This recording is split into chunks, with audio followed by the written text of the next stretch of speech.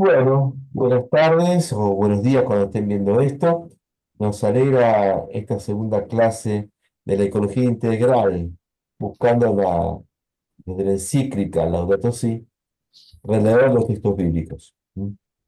Susana Álvarez, Fernando Sarini son los que están acompañando este camino, este proceso. Así que bienvenido, Fernando. Gracias entonces por esta clase que será tan linda seguramente. Así, si te parece, Gracias, gracias, si, José. si te Sí, parece, estamos empezando a escuchar. arrancamos sin antes mencionar que ya hubo una introducción Claro, con Susana claro, en sí, el sí, sí. encuentro anterior, eh, para ya ponernos en tema, porque es la ecología, ¿no?, clave bíblica, como dijimos. Eh, Quiero nombrar a un año, 2015. El año 2015 fue un año en cuanto a la ecología mundial muy importante. La Asamblea de la ONU aprobó los objetivos para la Agenda 2030 ese año. Se celebró el Acuerdo de París en cuanto al cambio climático y el 18 de junio de ese año el Papa Francisco expuso su encíclica Laudato Si en las Naciones Unidas y tuvo mucha aceptación por parte de casi todos los estados. Y en cuanto a lo religioso, tuvo mucha aceptación en cuanto a las otras religiones, por el tenor de la encíclica en sí, y en lo que concierne al cristianismo, cabe mencionar que tuvo mayor recepción en las iglesias de la Reforma que en el propio catolicismo, ¿no? Increíble. La iglesia metodista, por ejemplo, en la iglesia bautista, tienen oficialmente cursos con respecto a la Laudato Si. Y hay muchas universidades laicas donde hacen diplomaturas o cursos sobre Laudato Si, como por ejemplo la Universidad Abierta Interamericana o la Universidad de Morón, que son universidades laicas, y donde se trata el tema del cambio climático en perspectiva de la Laudato Si, de esta encíclica del Papa Francisco. Así que tuvo mucha llegada a sectores distintos, ¿no? Otras, eh, digamos, congregaciones religiosas como la iglesia protestante o incluso otros credos, ámbitos laicos. Hay escuelas, hay un colegio en José Cepaz, donde es parte de materias, de algunas de las materias, por ejemplo, se da Laudato Si en el colegio Sofía, que está en José Cepaz, ¿sí? ¿Sí? El colegio se llama, perdón, Chiara Lubich se llama el colegio, y se toca el tema de la ecología con perspectiva desde la Laudato Si, o sea que tuvo una llegada a diversos sectores, trascendió el ámbito católico esta encíclica, pero tiene un aspecto judeocristiano presente, ¿no? Por el formato que le dio el Papa Francisco a su encíclica, que trata los temas de la ecología en profundidad, como se ve que expertos en el tema han ahondado y se volcaron por escrito en Laudato Si. En la encíclica el Papa hace un llamado a los cristianos varias veces. Quería leerles Laudato Si 2.17 antes de entrar en los textos que vamos a tocar hoy, donde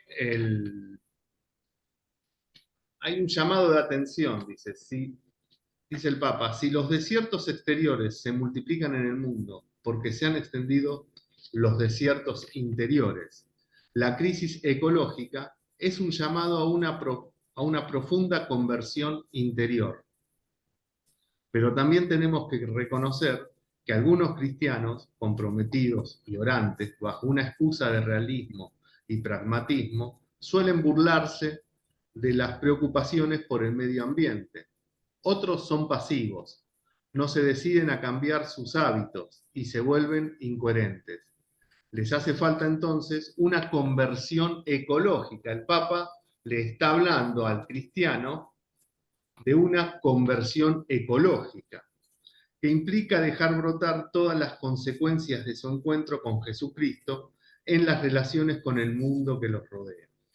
Vivir la vocación de ser protectores de la obra de Dios es parte esencial de una existencia virtuosa.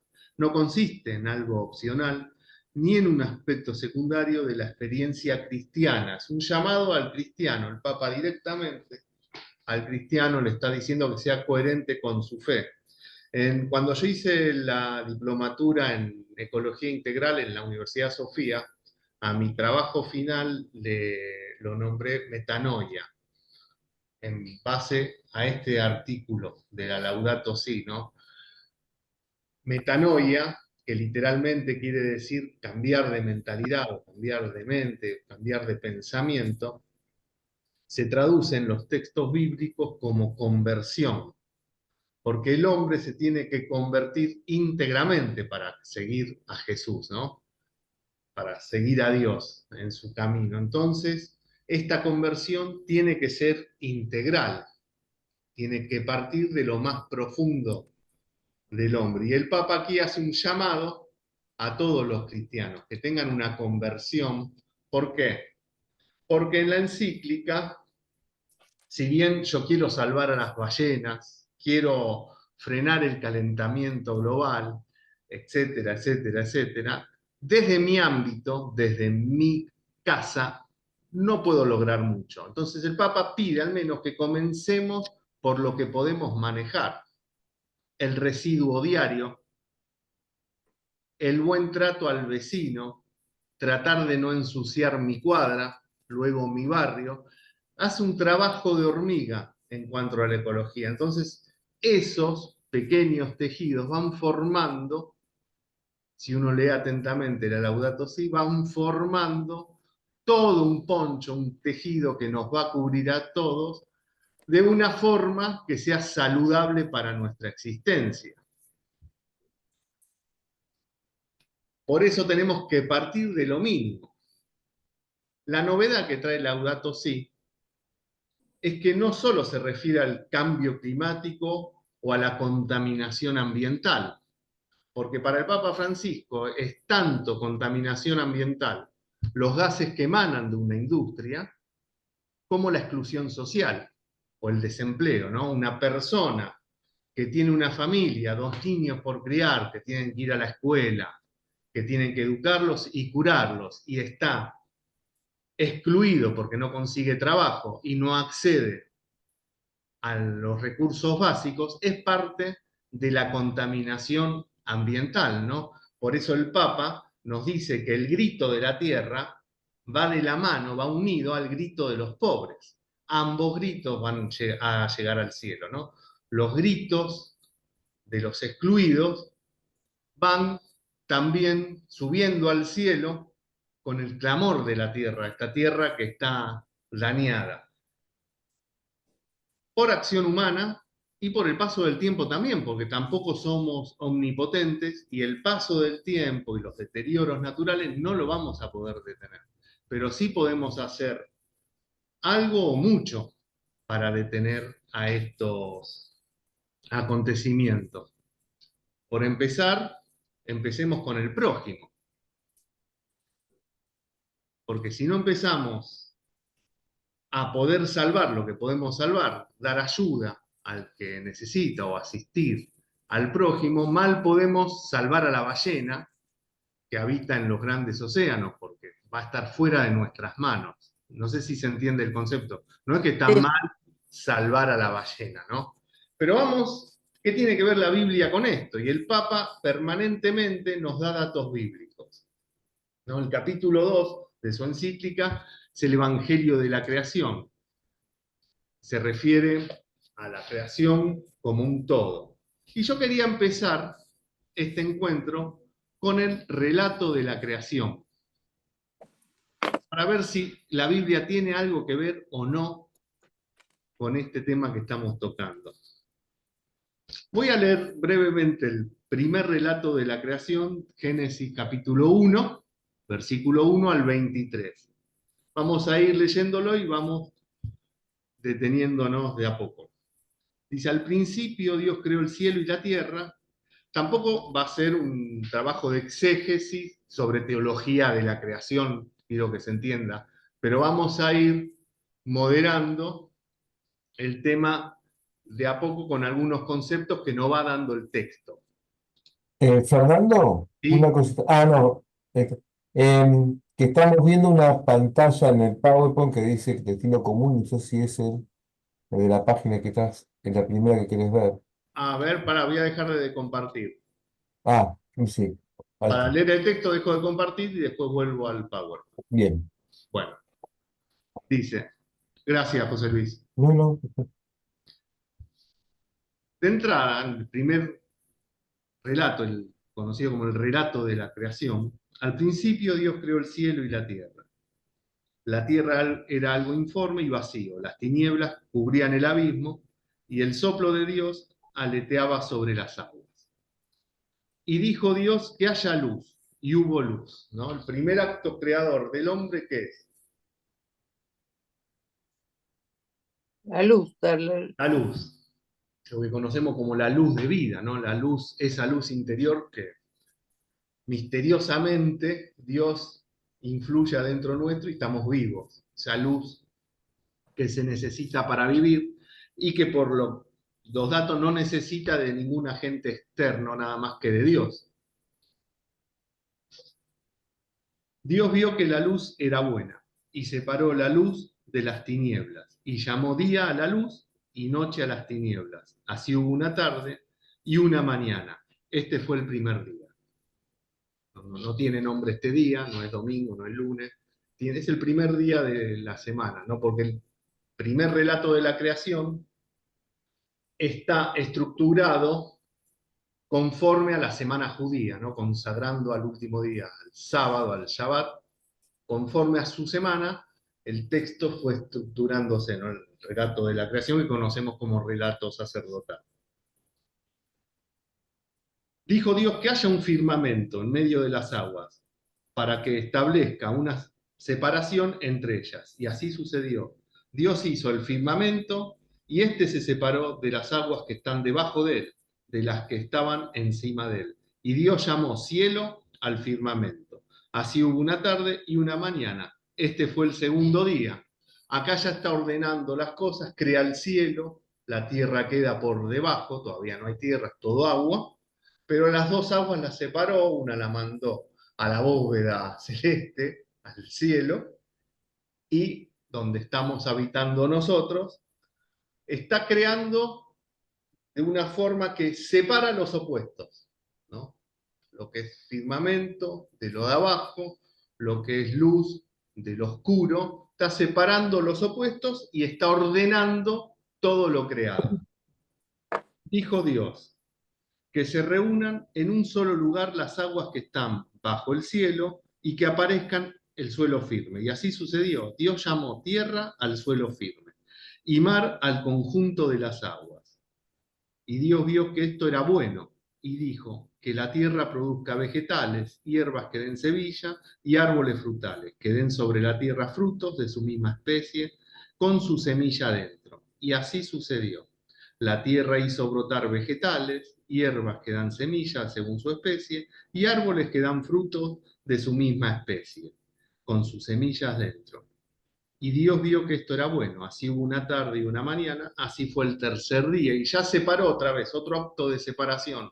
Los mares por un lado, la tierra firme y seca por otro, y ¿qué más hizo? Hizo brotar vegetales, hierbas, arbustos, frutos del suelo de la tierra. Dios dijo que haya astros en el firmamento del cielo para distinguir el día de la noche, que ellos señalen las fiestas, no se sabe qué fiestas, porque todavía está creando, pero dijo, para señalar y marcar las fiestas, los días y los años, y que están como lámparas en el firmamento del cielo para iluminar la tierra. Y así sucedió. Dios hizo los dos grandes astros, el astro mayor para presidir el día, y el astro menor para presidir la noche. Y también hizo las estrellas, y los puso en el firmamento del cielo para iluminar la tierra, para presidir el día y la noche, y para separar la luz de las tinieblas. Y Dios vio que esto era bueno. Así hubo una tarde y una mañana. Este fue el día cuarto. Hasta acá pasaron 4 días y lo que hizo Dios es crear el medio ambiente donde se van a desenvolver todos los seres vivos. Dios preparó todo el escenario, ya lo armó y vio que era bueno. Y tengan esta palabra porque Dios vio que esto era bueno. Ahí pasó el cuarto día, pasamos al quinto. Dios dijo que las aguas se llenen de una multitud de seres vivientes y que vuelen pájaros sobre la tierra por el firmamento del cielo. Dios creó los grandes monstruos marinos, los seres vivientes que llenan las aguas deslizándose en ellas y todas las especies de animales con alas. Y Dios vio que esto era bueno y los bendijo, diciendo, sean fecundos y multiplíquense, llenen las aguas de los mares, y que las aves se multipliquen sobre la tierra. Así hubo una tarde y una mañana, y este fue el día quinto. Ya puso los animales en el escenario que él creó. Los del mar, los peces, las grandes aves, los grandes peces, y llegó el día quinto. Que la tierra produzca seres vivientes, ganados, reptiles, animales salvajes de toda especie. Y así sucedió. Dios hizo las diversas clases de animales del campo, las diversas clases de ganado y todos los reptiles de la tierra, cualquiera sea su especie. Y Dios vio que esto era bueno. Dijo Dios, hagamos al hombre a nuestra imagen. Lo dice en plural, hagamos, como que le está hablando a toda la creación, porque ya entró en su último acto creacional, ya creó todo. Falta un último acto, ¿no? Ya estamos a las 5 de la tarde del último día de la creación. Ya está todo creado y como que Dios le abra al resto de la creación. Hagamos al hombre a nuestra imagen, según nuestra semejanza, y que le estén sometidos los peces del mar y las aves del cielo, el ganado, las fieras de la tierra y todos los animales que se arrastran por el suelo. Y Dios creó al ser humano a su imagen. Lo creó a imagen de Dios, lo creó varón y mujer. En un mismo renglón condensó 3 veces el verbo bará, crear, que lo había dicho al comienzo, ¿no? Bereshit, bará, Elohim, Dios creó. Aquí cuando habla de la creación del ser humano, dice 3 veces el verbo, bará. Y Dios creó al ser humano a su imagen, lo creó a imagen de Dios, lo creó varón y mujer, ¿no? En simultáneo, creó al ser humano, a la especie humana, y los bendijo, y acá hay un punto clave, diciéndoles, sean fecundos, multiplíquense, llenen la tierra y sométanla. Dominen a los peces del mar, a las aves del cielo y a todos los vivientes que se mueven sobre la tierra. Y dijo, yo les doy las plantas que producen semillas sobre la tierra y todos los árboles que dan frutos con semilla. Ellos les servirán de alimento, y a todas las bestias de la tierra, y a todos los pájaros del cielo, y a todos los vivientes que se arrastran por el suelo, les doy como alimento el pasto verde. Y así sucedió. Dios miró todo lo que había hecho y vio que era muy bueno. Y ahí termina, concluye el primer relato de la creación, sigue después con el gozne que nos va a enlazar con lo que conocemos como el segundo relato, creación de la humanidad, donde ya se especifica más la creación en el género humano. Pero hasta acá tenemos un acto creacional donde el punto fundamental va a residir en su máximo acto creacional, que es el ser humano, y cuando crea al ser humano, le da el dominio de todo lo creado, ¿no? Dominen, tengan el señorío sobre toda la creación. La Torá es el corazón de la Biblia. En un principio se puede decir que los libros proféticos, los Nevi'im, la segunda parte del Tanaj, los profetas interpretan a la Torá. Y en los escritos, en el tercer bloque del Tanaj, en los Ketuvim, los sabios, los autores de la literatura sapiencial, la meditan. A la Torá la meditan. Y meditan cada palabra.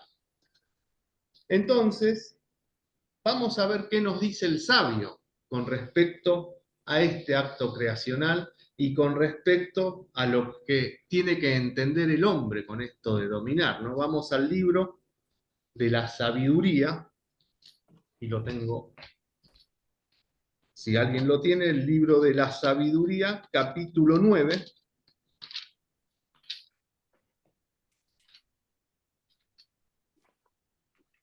Vamos a leer los primeros versículos, capítulo 9, versículo 1 al 4. Dios de nuestros antepasados, dice el sabio, Señor de la misericordia, que con tu palabra creaste al universo, y ahora vamos a volver a lo que es la palabra, ¿no? Creadora, y con tu sabiduría formaste al hombre, para que dominara sobre toda tu creación, para que gobernara el mundo con santidad y justicia, e hiciera justicia con rectitud de espíritu. Dame la sabiduría que comparte tu trono y no me excluyas del número de tus hijos. O sea que el sabio interpreta que este dominio que nos da de entrada lo tenemos que ejercer, dice, con santidad y con justicia. Yo creo, una interpretación propia, que al hacernos a su imagen y semejanza, no tendríamos que actuar de otra forma, porque estamos creados a imagen y semejanza del justo. Entonces, fíjense cómo el sabio interpreta este mandato divino, ¿no? A interpretar todo este acto creacional y a la posta que nos da Dios después de ser los co-creadores, a continuación, porque vamos creando día a día, a tratar de actuar con santidad y con justicia este acto creador. Yo quería, si alguien tiene algún comentario de lo que hemos leído o acotar algún...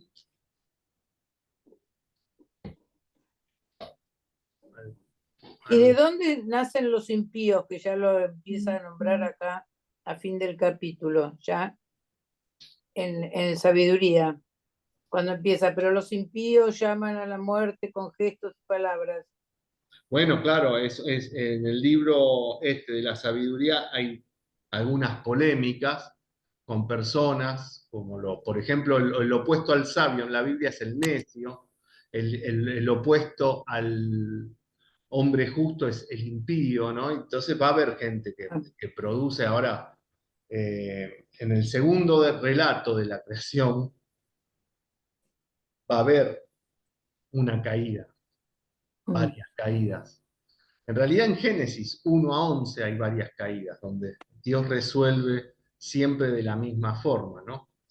Pero supongo que los orígenes de los impíos y de los necios y de los que proceden con injusticia, va a haber que un origen debe ser de ese origen. Eh, yo quería marcar acá el sabio cómo interpreta este mandato divino. Está bien, En el libro sapiencial sí va a haber varias polémicas distintas. Acá está hablando de la creación y cómo nosotros tenemos que abordar el tema. perfecto, gracias. No, de nada. Gracias por la pregunta, Iván.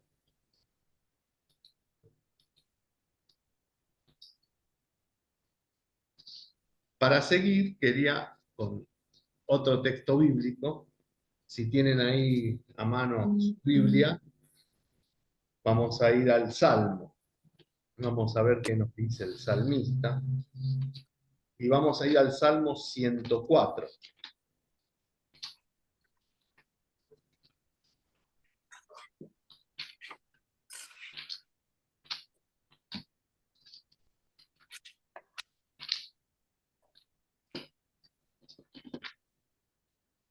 Salmo 104, que es un salmo que habla sobre la creación.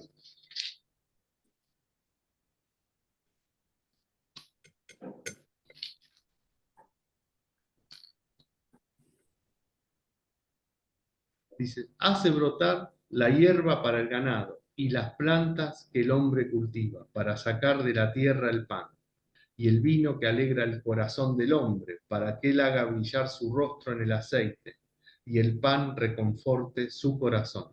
Se llene de savia los árboles del Señor, los cedros del Líbano que él plantó. Allí ponen su nido los pájaros, la cigüeña tiene su... Miren cómo el salmista no solo medita, sino alaba toda la creación, ¿no? Las bondades de la creación. Y estas bondades están en el mismo texto de la creación. Voy a compartir pantalla nuevamente y voy a ir a un esquema. No sé si se puede ver ahí. Sí, perfecto. El destino común de los bienes. Bien. Porque en el texto, en el relato de la creación, Dios, a medida que va creando, va diciendo que esto era bueno. Y cuando concluye todo el acto creacional, versículo 31 del primer capítulo, miró toda la creación en conjunto y vio que todo era bueno, dice Dios. Todo era bueno.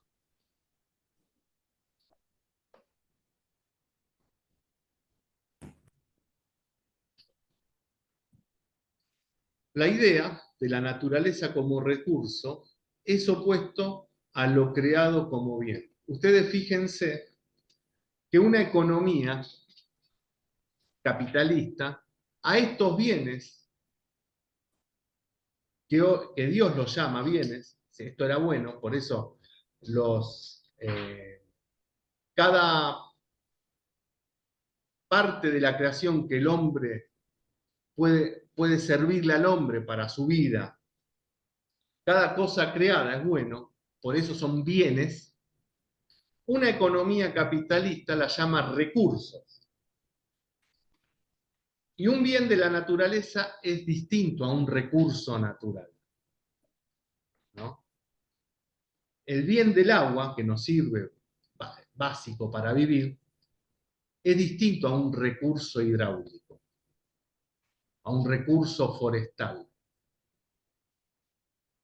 Incluso estas economías modernas han llegado a llamar a la especie humana como un recurso. En cualquier empresa está el departamento de recursos humanos, el hombre visto como un recurso. El Papa Francisco, con respecto a su encíclica, ha dicho que es una extensión de la doctrina social de la Iglesia, ¿no? Que comienza con León XIII. Creo que la encíclica que da el puntapié inicial a la doctrina social de la Iglesia es Rerum Novarum, y allí comienza una serie de encíclicas que van formando lo que se conoce como doctrina social de la Iglesia. Y es básico en la doctrina social de la Iglesia que el hombre, el ser humano, no es un recurso, es un fin, no es el medio, es un fin. El hombre tiene que ser visto como el fin y no como el recurso, como el medio.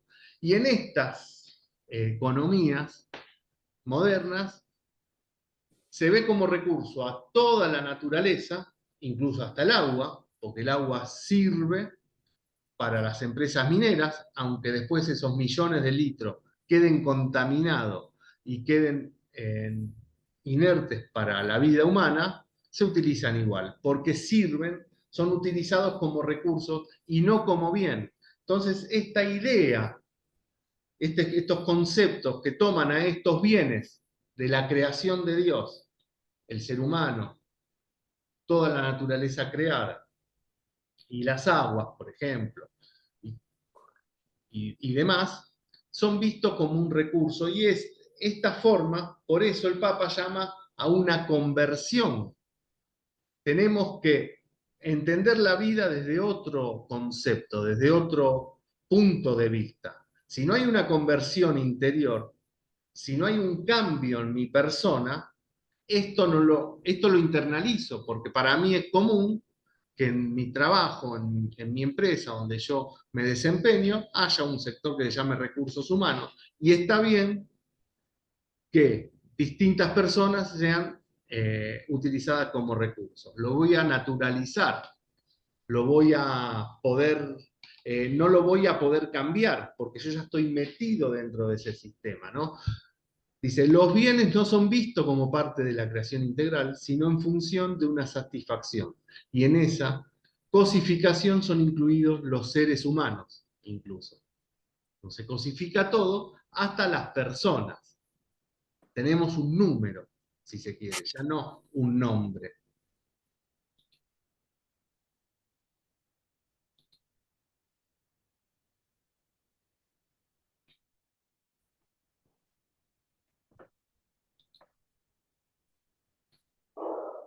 También en la doctrina social de la Iglesia y en la encíclica Laudato Si, se habla del destino común de los bienes, de toda la creación, tienen un destino común. O sea, no pueden tener una propiedad privada exclusiva las aguas, porque sirven para la existencia humana y no para unos pocos. Por ejemplo, vamos a leer el libro de los Proverbios, capítulo 22:2. Y vamos después con Sabiduría 6:7.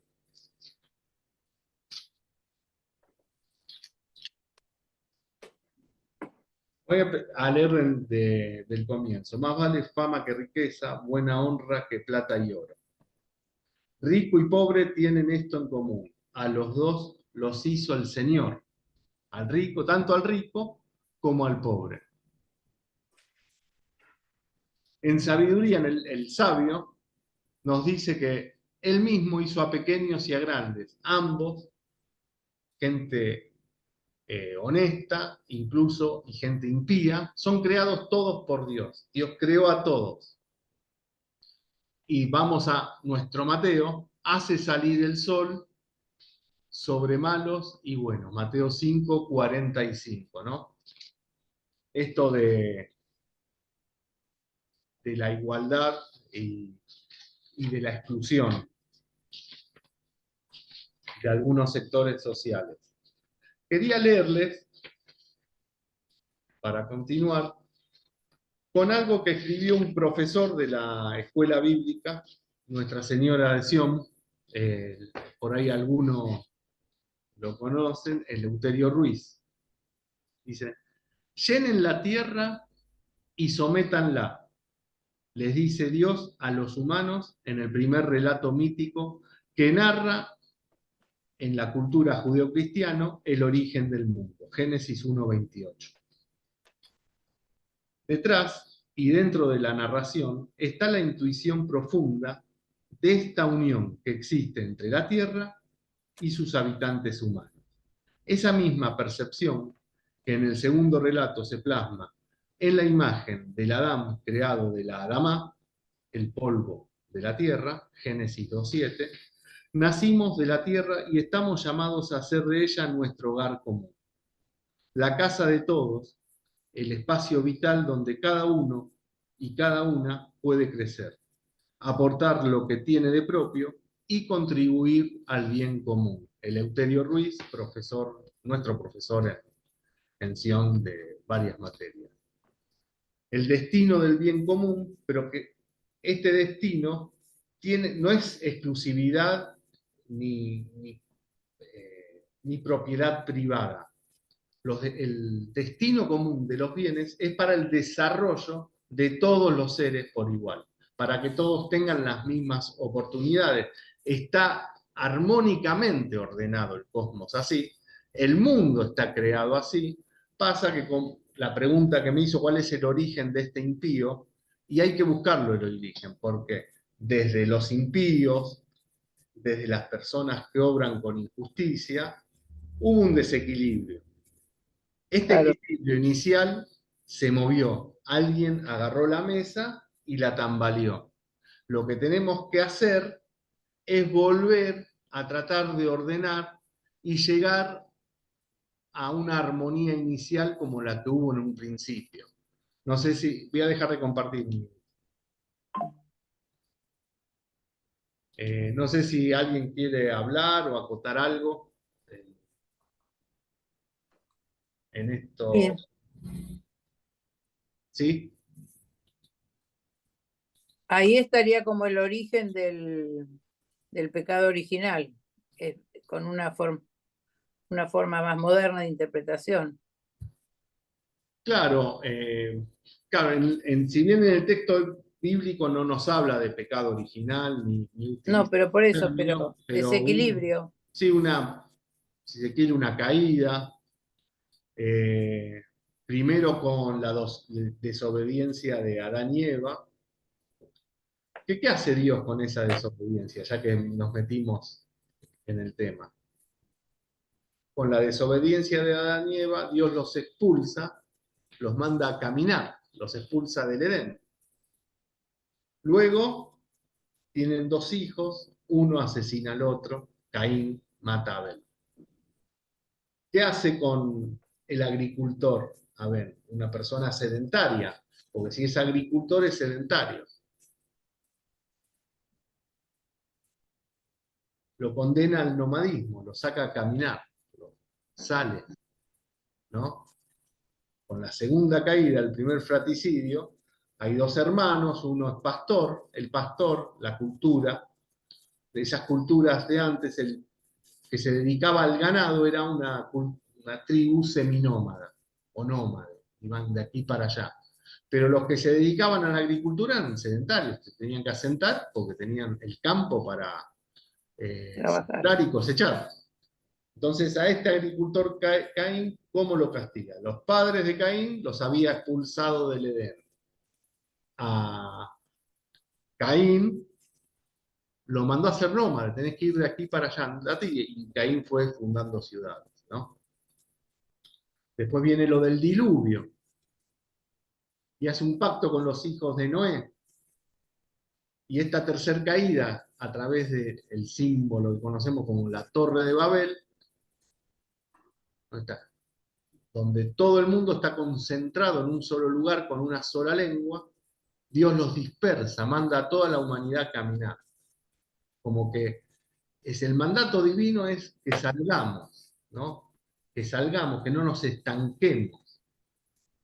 Este Dios misericordioso que cuando nos condena también nos está condenando, pero nos ayuda, nos manda a caminar, a no estar estancados, ¿no? Y el primer llamado que hace a Abraham lo manda a salir, sal de la casa de tu padre, salí de tu lugar, comenzá a caminar, nos pone siempre en camino, ¿no? Y tenemos que entrar en este camino de conversión para entender este tema de la economía, de la ecología integral, pero no con esta mentalidad de solo la tierra, sino empezar a mirar al hermano, al prójimo, y ver como parte del problema ecológico también la exclusión social, los residuos, y no solo los residuos que se amontonan en las grandes ciudades. Porque si veo eso, estoy viendo una parte pequeña del problema. Si ustedes se fijan bien en cada amontonamiento de basura que hay en el conurbano y en la capital federal, si ustedes se fijan bien, alrededor hay gente buscando alimento. Y el problema, dice Francisco, principal es ese.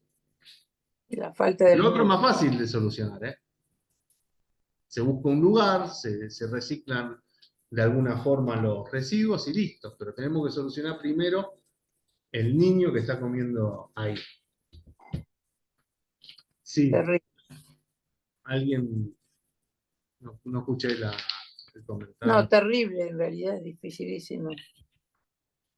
Por eso, el ejercicio que hay que hacer es el ejercicio que emplean como método quizás los profetas y el ejercicio que emplea la doctrina social de la Iglesia en este sentido, que es el método ver, juzgar y actuar. O sea, ver, contemplar toda la realidad que me rodea, ver a mi alrededor. Juzgar no con el dedo acusador, sino juzgar es como un acto íntimo de discernimiento, ¿no? A lo que vi, tratar de entenderlo, qué llevó a esa situación, qué es lo que estoy viendo, cómo puedo solucionarlo y actuar, que es lo que pide la doctrina social de la Iglesia. Ver, juzgar y actuar, que es lo que hacen los profetas, por ejemplo, de Israel, ¿no? Ven una situación social, un momento, tienen un discernimiento en base a ello, un llamado de Dios, quizá una vocación divina, y después actúan denunciando los malos actos, etc. Les voy a leer, dice, el método de ver, juzgar y actuar. Este método implica contemplar a Dios con los ojos de la fe, a través de su palabra revelada y el contacto vivificante de los sacramentos, a fin de que la vida cotidiana veamos la realidad que nos circunda a la luz de la providencia. La juzguemos según Jesucristo, camino, verdad y vida, y actuemos desde la Iglesia, cuerpo místico de Cristo. Esto lo dijo el documento de Aparecida en el 2007. Documento que tuvo una actuación trascendental Francisco cuando todavía era Bergoglio, era el obispo, y en ese momento había actuado en Aparecida 2007 y siempre metido en estos temas sociales y ecológicos, ya desde que era obispo. No sé si quería que alguien comente algo. No, está muy claro.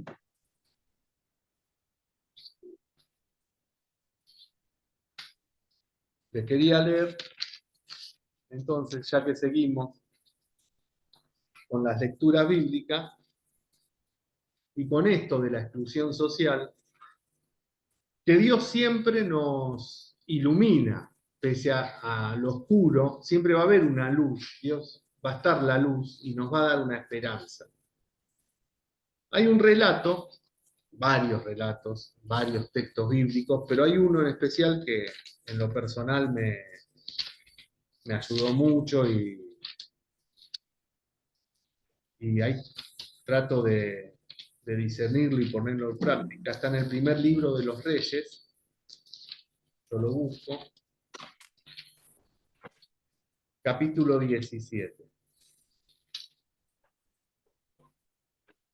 Hay un momento de sequía en la humanidad, como puede pasar en cualquier momento. Son momentos de pobreza, donde los desprotegidos, ¿por qué otro tema?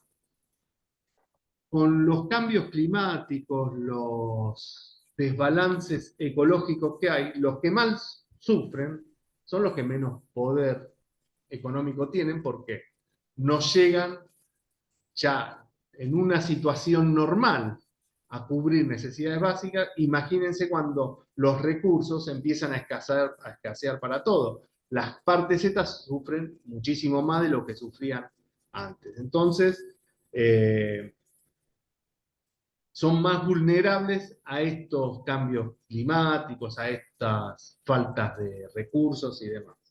Hay un texto que les voy a leer, capítulo 17, primer libro de los Reyes. Dice, pero al cabo de un tiempo el torrente se secó porque no había llovido en la región. Entonces la palabra del Señor llegó a Elías el profeta, en estos términos: ve a Sarepta, que pertenece a Sidón, y establécete allí. Ahí yo te he ordenado a una viuda que te provea de alimentos. Él partió y se fue a Sarepta. Al llegar a la entrada de la ciudad, vio una viuda que estaba juntando leña. La llamó y le dijo: por favor, tráeme un jarro con un poco de agua para beber. Mientras ella lo iba a buscar, la llamó y le dijo: tráeme también en la mano un pedazo de pan. Pero ella le respondió: por la vida de tu Dios. Sarepta es una región extranjera, no pertenece a Israel. Lo vio, lo vio y vio que era un israelita y le dice: por vida de tu Dios, no es el Dios de ella, no tengo pan cocido, sino solo un puñado de harina en el tarro y un poco de aceite en el frasco. Apenas recoge un manojo de leña, entraré a preparar un pan para mí y para mi hijo. Lo comeremos y luego moriremos. ¿Qué quiere decir esto? Lo comeremos y no tengo, es viuda, una excluida social, o sea, no puede ir a trabajar una viuda afuera, tenía vedado el derecho del trabajo, o sea que podía vivir de la limosna o de la ayuda de algún familiar. El niño, el hijo, parece muy pequeño, entonces sabe que cuando termine de comer, mucho más no tiene. Comeremos esto y luego espero a ver qué me sucede. Luego moriremos. Elías le dijo, no temas, ve a hacer lo que has dicho, pero antes prepárame con eso una pequeña galleta y tráemela. Para ti y para tu hijo lo harás después. Porque así habla el Señor, el Dios de Israel. El tarro de harina no se agotará, ni el frasco de aceite se vaciará, hasta el día que el Señor haga llover sobre la superficie de la tierra. Ella se fue e hizo lo que le había dicho el profeta, y comieron ella, él y su hijo durante todo el tiempo. El tarro de harina no se agotó ni se vació, y el frasco de aceite, conforme a la palabra que había pronunciado el Señor por medio de Elías. Palabra de Dios. ¿Qué nos mueve este texto?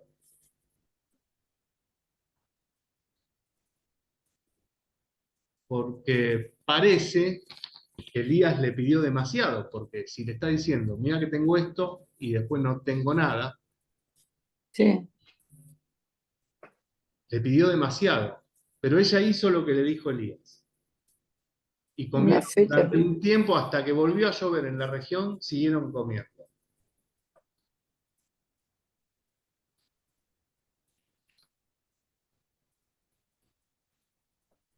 Una fe la mujer que Cuando se comparte, el pobre, las clases menos pudientes,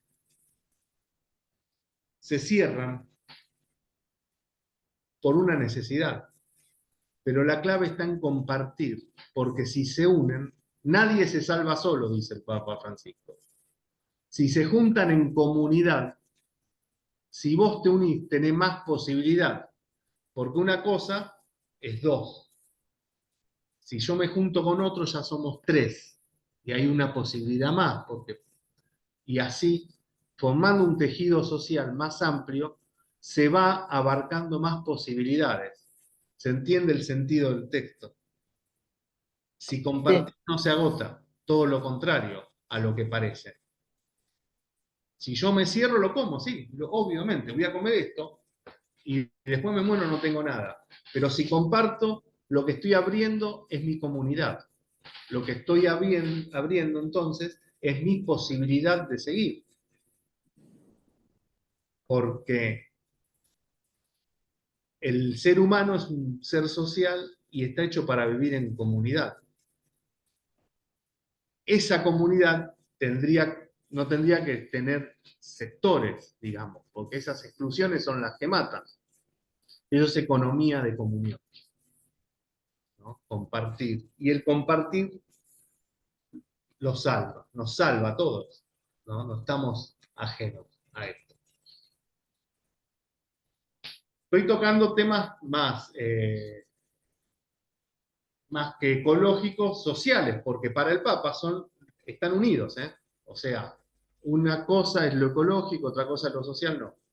Van de la mano, van unidos. El problema social y el problema ecológico, y uno es consecuencia del otro.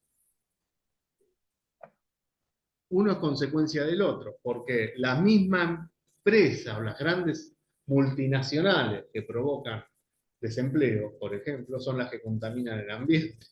Si tendría otra concepción de empresa, por ahí se cuidaría más al ser humano y al medio ambiente. Pero la avaricia, quizá, las ganas, la ambición, hacen que esto vaya decreciendo. De tal forma, por ejemplo, que el Papa, con su encíclica Laudato Si, tuvo una esperanza aparentemente, pero ahora con Laudate Deum, si uno lee Laudate Deum, ve que el Papa no vio mucho avance desde el 2015 hasta acá, sino todo lo contrario. Vamos a seguir con algunos textos más, si le parece.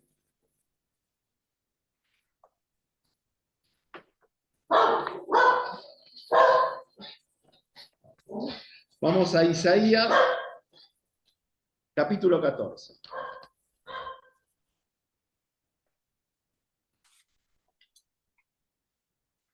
Isaías, capítulo 14. Texto de Isaías. Es un cántico contra el rey de Babilonia.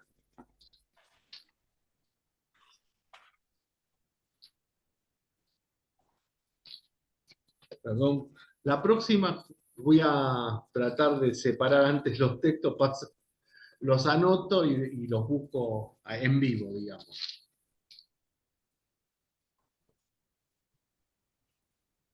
¿Isaías cuánto? Capítulo 14 de Isaías.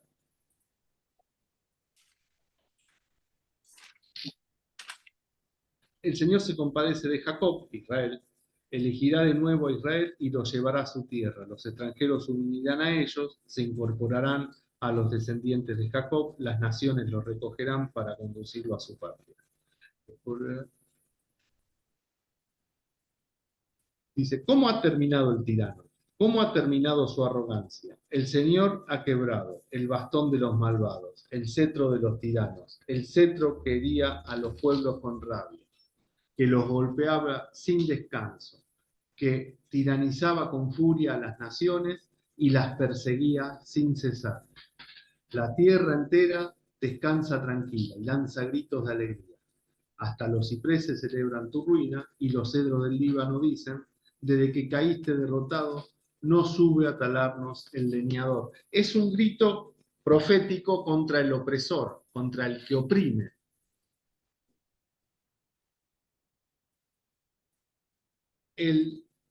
Cuando acá hablábamos del impío, ¿no? Acá el profeta se alza su voz contra alguien que oprime a otro ser humano.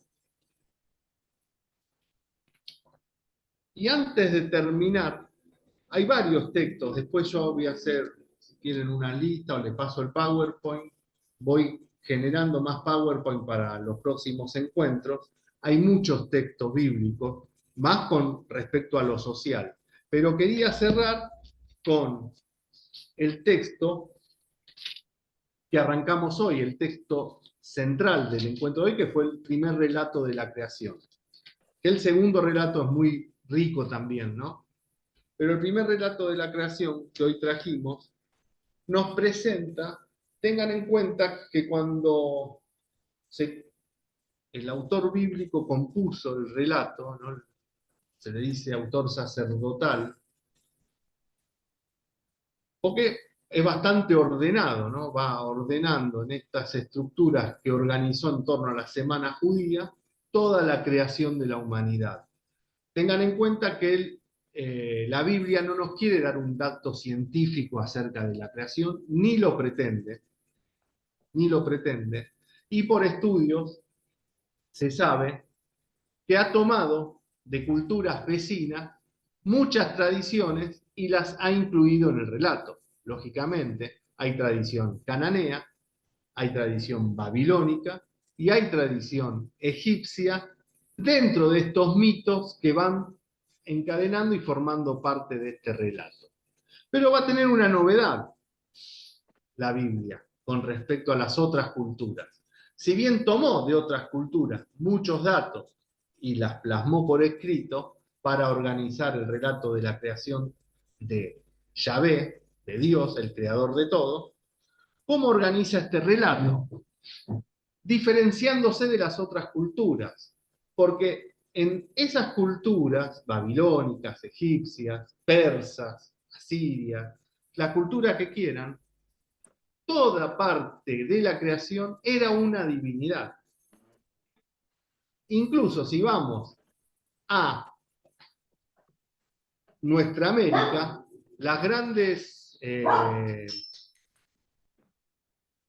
culturas de acá, incas, aztecas, mayas, tenían a lo que es la naturaleza como divinidad, ¿no? Los guaraníes tenían hasta árboles que divinizaron árboles, grandes árboles que son importantísimos, pero el dato y la novedad que nos trae la creación, el relato de la creación, es que la tierra no es Dios.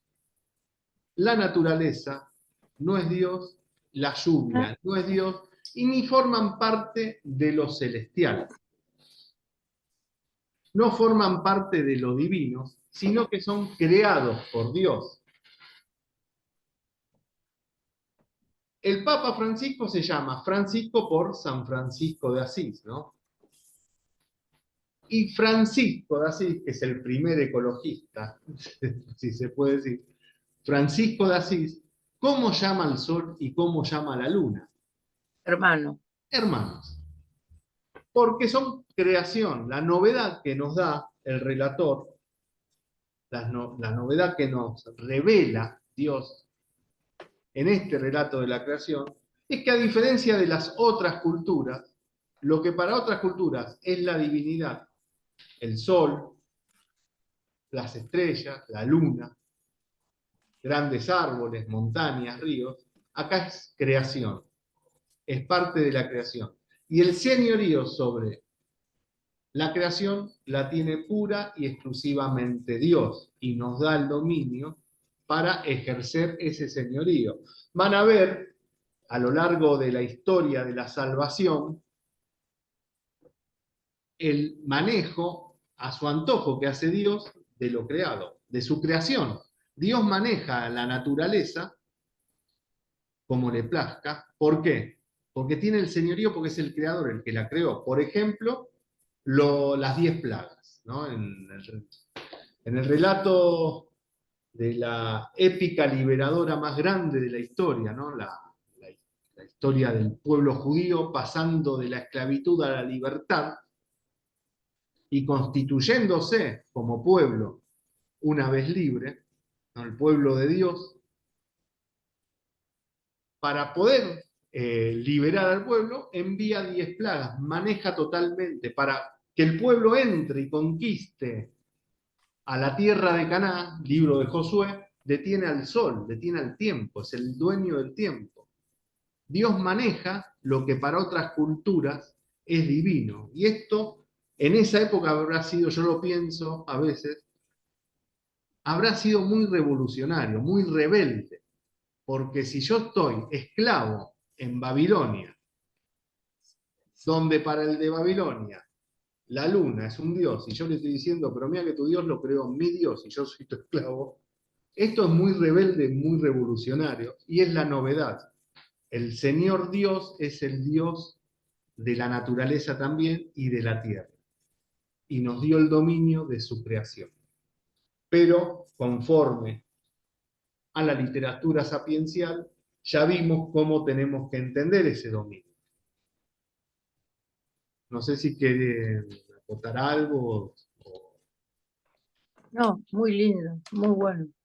o alguna No, objeción. muy bien.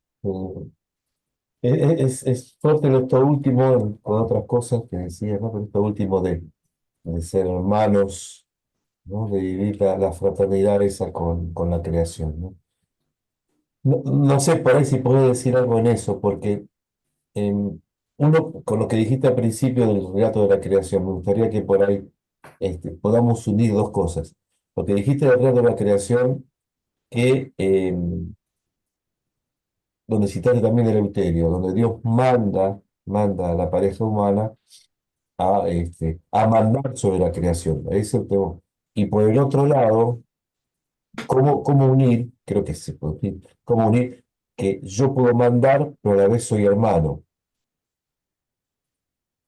Claro, Que Sí, me parece que es interesante ver cómo podemos eh, conectar esas dos cosas. relacionarlo. Sí, sí, Claro, porque en realidad me parece que uno desde ahí no manda como un agente de opresión, sino que, bueno, no sé si lo tienes más, si eso aparece más o menos en algún lado. Me gustó las dos ideas sí, y sí. aparentemente no coinciden, pero creo que sí que coinciden, ¿no? Eh, yo creo que también en parte está la respuesta también. Si uno sigue leyendo en el segundo, no quiero irme al segundo relato de la creación porque muy rico Sí, también. Pero allí ya Dios no le da el dominio, Juan. lo manda a trabajar, vas a cultivar. Yo creo que pasa un poco por ahí, ¿no? Vos tenés que Sí, cultivar, sí, cuidarla, cuidar, el sí, cuidado. sí, sí, sí. Vos tenés que cuidar Y, esto, no comes y, de acá, cuidame y acá. quizás no está mal pensar que también ante la posibilidad de una mala interpretación del concepto mandar, Sí, en el caso de Francisco se arma una relectura como diciendo, bueno, yo soy hermano, guarda, estoy claro, trabajando, la cuido, pero mandar no significa destruir, sino significa ser hermano. Entonces, que Francisco pueda hacer de algún modo una relectura correctiva de una presunta o posible mala interpretación de Génesis 1, me parece que también, digo, no, yo digo como para volar un poco la reflexión, ¿no? Y decir, bueno, claro. pensemos qué pasa acá Y es para pensarlo y bueno. y eh, disfrutarlo, porque me parece que si la Biblia uno la puede y la tiene que reinterpretar con un espíritu actualizado y todo eso, es decir, que San Francisco pudo haber generado una reinterpretación para evitar una mala interpretación, ¿no? En una situación así, me parece que está bárbaro considerarlo así, no quedarse, no pensar que se opone, sino que, bueno, se actualiza el texto del contexto de la fraternidad. ¿Qué sé yo? Porque presentaste dos, al principio y al final, digo, a ver, se pueden, y sí, se pueden juntar, me parece, pensándolo así, con vos, ¿no? Pensando lo que está diciendo, que me Me gusta, parece ¿no? que San Francisco recupera eso de que nosotros también somos criaturas. Eh, Exacto. o sea, todo es creación de Dios y nosotros también somos creación de Dios. No nos creamos nosotros que somos Dios. Claro, eh, Claro. Si la tierra no es Dios, como decía Francisco, tampoco nosotros lo somos. exacto. Y ahí, de ahí Está muy bien, Victoria, está muy claro, bien, muy bien, muy bien, Victoria, me encantó. no, Me encantó, me encantó. de ahí que él llama, como él pone en palabras y tiene una visión de hermandad para con todo lo que lo rodea. Mm. Incluso habla hasta de la muerte como una hermana, ¿no? ujú. Este, entonces es como todo la vida en general es como integrada. Eh, Y fíjate, Victoria, lo que decís, que la tentación en el Génesis es, serán como dioses. También Claro, ahí, páfate, te descabeza un poco esa pretensión. ¿No? igual, Fernando se ríe. igual a mí me pareció interesante que ante el mandato de Dios de, bueno, tenés que ir a trabajar porque por el pecado tenés que trabajar, tenés que esto, pensarlo desde el cuidado, como hablaban recién, me parece maravilloso, ¿no? Entonces, Sí. como Dios, que nosotros consideramos que no fue, entre comillas, en ese momento tan misericordioso, Mm. lo fue y mucho, digamos. O sea, repensando eso, ¿no? Que por ahí nos quedamos que, uy, pecamos y volvimos para atrás. Y me parece que en realidad no volvimos para atrás. Nos da una gran oportunidad y, Hermoso. Mira, Fernando, qué lindo, ¿no? Qué bien. Muy bien. La verdad que gracias, no, Victoria. y nos sigue dando oportunidades, o sea, seguir pensando que tenemos que cuidar la tierra y cuidarnos entre nosotros, es seguir pensando esa oportunidad que Dios nos sigue dando. El tema es que, bueno, no todo se va a renovar como nosotros pensamos. Dios no va a volver a crear otra tierra. Mm. Yo quiero, vos lo que buenísimo. dijiste, Fernando, que me Sí, pareció una cosa muy, muy interesante. Damos 2 minutitos más. Vale, ahora estamos en tiempo. Fíjense esto. Lo que decía Fernando hace un rato que al principio que uno no puede pensar en las grandes cosas, sino en esas pequeñas cosas que aludía Francisco, en mi casa, en mi campo, en mi tierra, en mi vereda, etcétera, etcétera. con mi vecino. Pero a nivel internacional, no sé si vos escuchaste, Fernando, en estos tiempos, eh, los, eh, los estados y los gobiernos, para poder yo lo estaba escuchando otro día, para poder tener buenas relaciones intercomerciales con otros países hay que cumplir ciertas normas. Y un país no te va a comprar carne si no está asegurado el equilibrio ecológico con el cual fue producida esa carne. Ah, claro, sí, sí, y cada Por vez se va. eso lo que se estaba planteando ahora en nuestro país es que ante ciertas pretensiones estatales de que cuanto más contaminamos, que lo dijo un ministro hace poquitito tiempo, mientras más contaminamos, que sí que mejor vamos a estar económicamente, es erróneo, porque cuanto más contaminemos vamos a estar peor económicamente porque no nos va a comprar nada y Claro, vamos a poder vender nada. Entonces, ciertas políticas exteriores de estos últimos meses que que se descuidan de la posibilidad de que no me importa a quién le compro o a quién le vendo y que lo que hago con mi tierra y con la contaminación, que no me importa, etcétera, etcétera, cuidado porque los estamentos internacionales, de acuerdo a estándares que están ahora para comprar y vender, tienen que cumplir ciertas normas de protección ambiental. Si no se cumplen, no te lo compran. yo creo que es un avance eso, Muchísimo, es un muchísimo. avance, Enorme, enorme avance, eh, enorme avance. porque también noto, porque por eso te digo, cuando es todo oscuro también hay luces, Muchísimo, sí, hay sí, sí, sí, luces. exacto, perdón. En- Hay algunos gobiernos que tuvimos nosotros también, donde le dan mucha injerencia a la participación ciudadana. Claro. No sé si después lleva, pero es un buen comienzo como para tenerlo como concepto. Mm. La participación ciudadana. Por ahí hoy es un eslogan de campaña y nada más, pero ya lo he escuchado 2 o 3 veces Sí, en gobiernos aislados, pero bueno, esto de la participación ciudadana es fundamental, porque mm. tampoco nos podemos sentar y decir, bueno, echarle la culpa. No, claro, claro, claro. Lo tenemos que hacer, Somos, obviamente lo tenemos que hacer, pero ser un nos poco corresponde. responsable y con esto de la participación ciudadana me parece también que es otro avance, Muchísimo, muchísimo. si se maneja bien, porque también Eso. puede tener un doble filo, pero bueno. Sí, sí, sí, sí, sí. Bueno, pero bueno, que las regulaciones se van dando y se necesita regular. Un Estado tiene que regular todas sus cuestiones económicas, tanto sea para la explotación de los minerales, del petróleo, Claro, de la carne, de los sembrados y de Bien. todo eso. Si no hay regulación estatal, sí. hay destrucción del medio ambiente y eso es indudable. Que lleva, y conlleva también una destrucción de la economía de un país.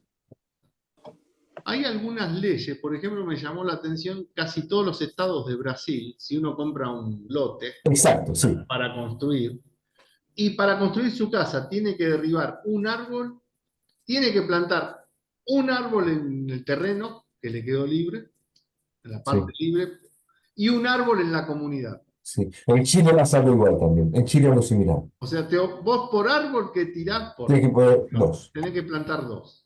Sí, sí. En Chile hay algo similar. En Chile hay algo ¿Ah, similar, sí? sí. Qué Son bárbaro. Sí, leyes que van sí, tendiendo a al menos hay una conciencia de que el problema es sí. grave, Sí, sí, sí. de que no Pero en es Chile esto yo me acuerdo cuando estuve en Chile, hace más de 30 años que está en Chile esto, ¿eh? Ah. Un montón, un montón. Y en cuanto al ambiente, excepto por algunas mineras que tienen mucho poder en Chile, Mm. es bastante ordenadito en el tema ambiental.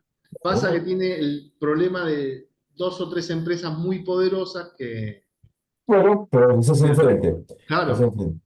sí, sí. Bueno, gente, Bueno, gracias, Fernando. Gracias, No, chicos. gracias a Bueno, todos. ahora yo en un ratito les mando, cuando esté configurado el video, con el PowerPoint de Fernando.